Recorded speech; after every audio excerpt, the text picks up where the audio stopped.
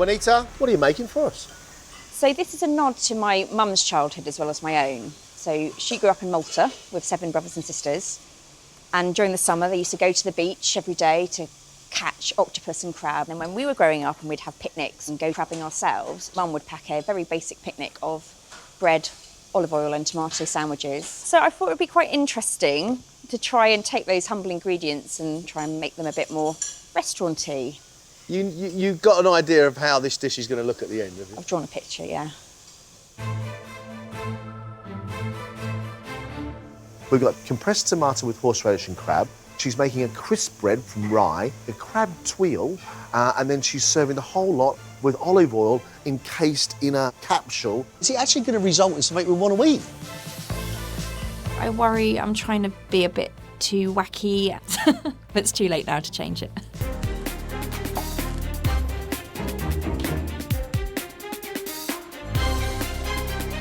"90 seconds left, that's it. Come on, guys, please.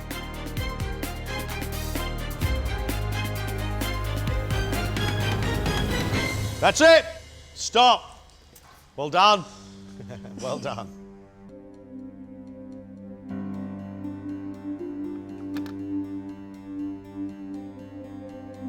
Juanita's dish is inspired by crabbing with her family. She's cooked roasted glazed tomato, compressed tomato stuffed with crab, compressed cucumber, a tomato mousse topped with crab, horseradish cream, rye bread crisps, a crab tuile, encapsulated olive oil, and a black pepper crumb. I think it's a very, very pretty thing. It's a very daring thing to be doing because it's very modern.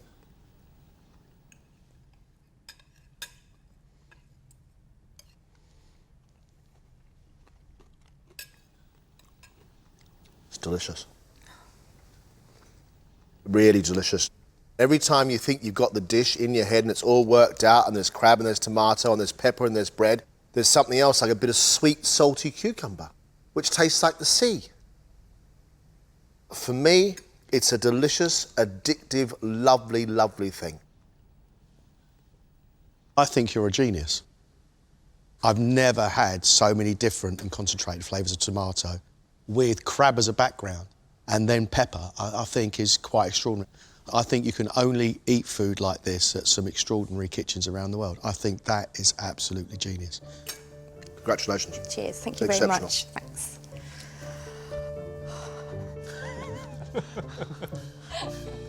That is just the most awesome feedback ever. Just, yeah, it's still sinking in.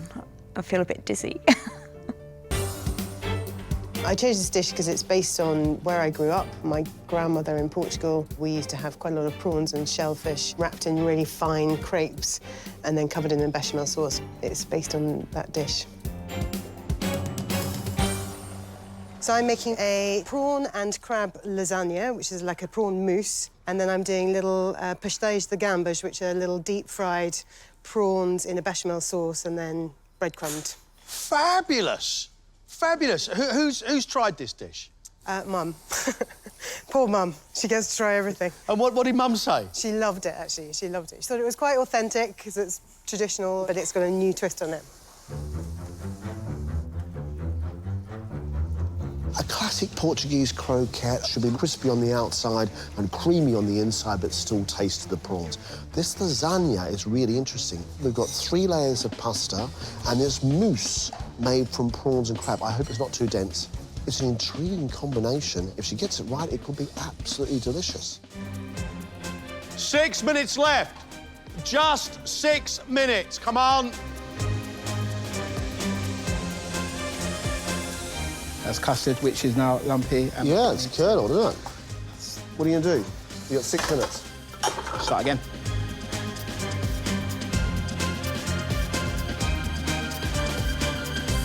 Pie's done. Just got famone on top of it, which is what I wanted. Come on, Elliot, quick, quick, quick. Last minute custard. One last thing. Not good enough, I'm going home.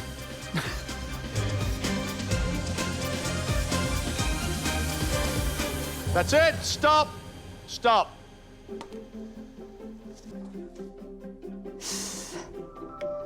In memory of her Portuguese grandmother, charity director Alex created a crab and prawn mousse lasagna, prawn croquettes, and a vegetable fricassee, served with a tomato beurre blanc. That's a very pretty and elegant dish, Alex. Well done.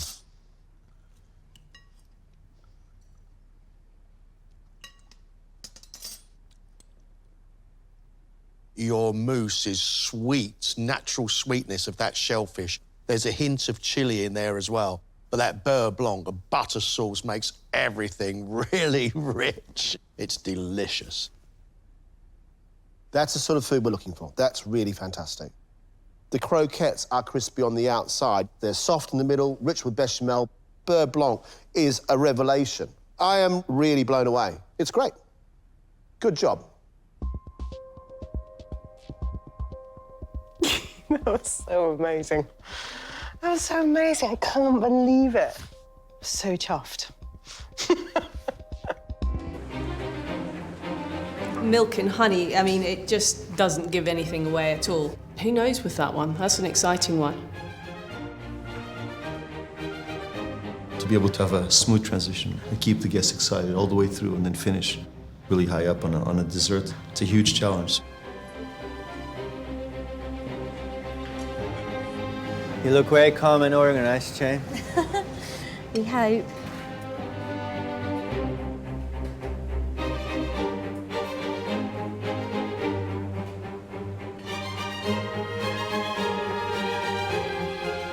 I'll tell you what, I think this is the most complicated one out of the lot, this is. Just make sure, press it down so when it goes to the dining room, it still looks like that. All right, Neil. Okay. Wonderful. Thank you, Chef. Wonderful. Thank you. Okay, Jane. Yeah. Well done. Thank you, Chef. Thank you very much. You feeling good? I am, yes, yeah. You did a really good job. Thank you. That's really awesome. If you'd told me at the beginning of this experience that I would have put something up like that, I don't think I would have believed you. I thought I would have been a mess on the floor. Jane has served milk and honey. A milk and bee pollen ice cream with a liquid honey centre. On a honey custard base, topped with shards of dehydrated milk foam. Wow, awesome. Sometimes all you got left is laughter. That's what you can do, is just laugh at it.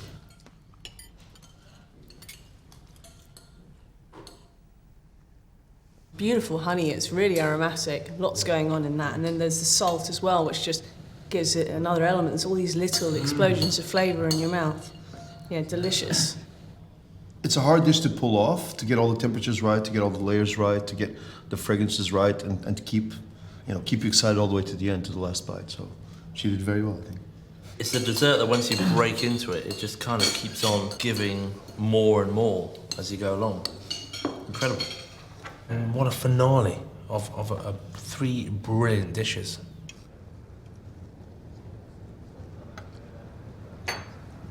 Oh, that is divine. Yeah, it's really, really very, very good as well. And then that sort of sharpness, a little bit of salt around the outside as well. I mean, a huge amount of work for Jane. That's actually my favourite dish. Is it? That's a surprise. Besides being a mother of 4, you have a full-time job. How are you going to cope? How are you going to fit this in if you go through the next round? I'll fit in whatever you want to fit in. I've had to study while having children and working full-time. There's an awful lot of things that I've had to manage to do in my life, and so long as I've actually got the dedication and the commitment, nothing is unachievable as far as I'm concerned.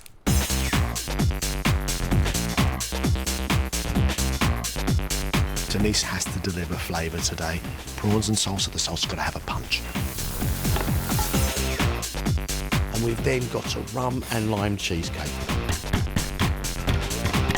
Well, I'll tell you what, I've got a load of boxes lined up here and she's ticking every one. I think I'm going to go out of here a stone heavier. Denise is gunning for a semi-final place with a starter of griddled king prawns with a lime and avocado salsa. The flavours in that dish are very good, but it just doesn't have the moistness that it needs to make it a wonderful dish. I accept that. It's good. The flavours are good. Thank you. But it's too dry. It's too dry. Can she make up for lost ground with her main of pork, cider lentils, mustard mash and apple sauce? That has flavour. The pork is delicious, well seasoned. Lentils are earthy and rich, but still sweet with the cider. Beautifully made mashed potato. I do like it.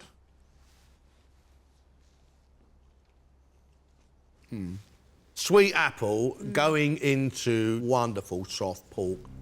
What you have cooked is stunningly good. Will Denise's lime and coconut cheesecake with rum cream tip the balance in her favour?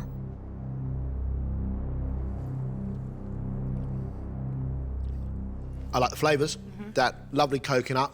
The cream cheese in there is very, very sweet. We asked for one thing, and that was flavour. And I think you've delivered it today. Thank you very much.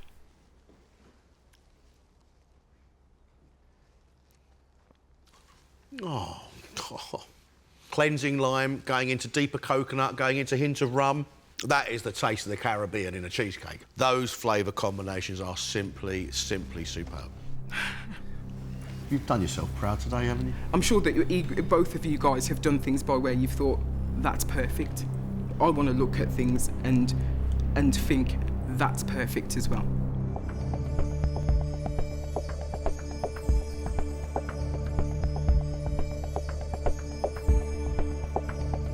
I've got a huge grin on my face because I reckon you three rock.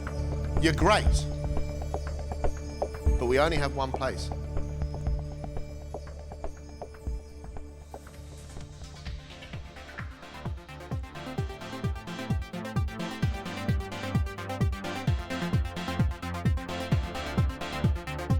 Our winner is Denise.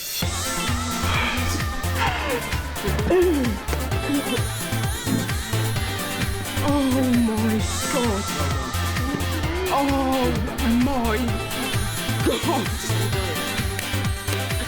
Denise has produced some great, great food. She's a very good cook, and one of the best we've seen for a very long time. She is more than worthy of a semi-final place. Can't believe that I'm about to go through to a semi-final on MasterChef. Here. Congratulations. I can't believe it. I am so delighted, absolutely delighted.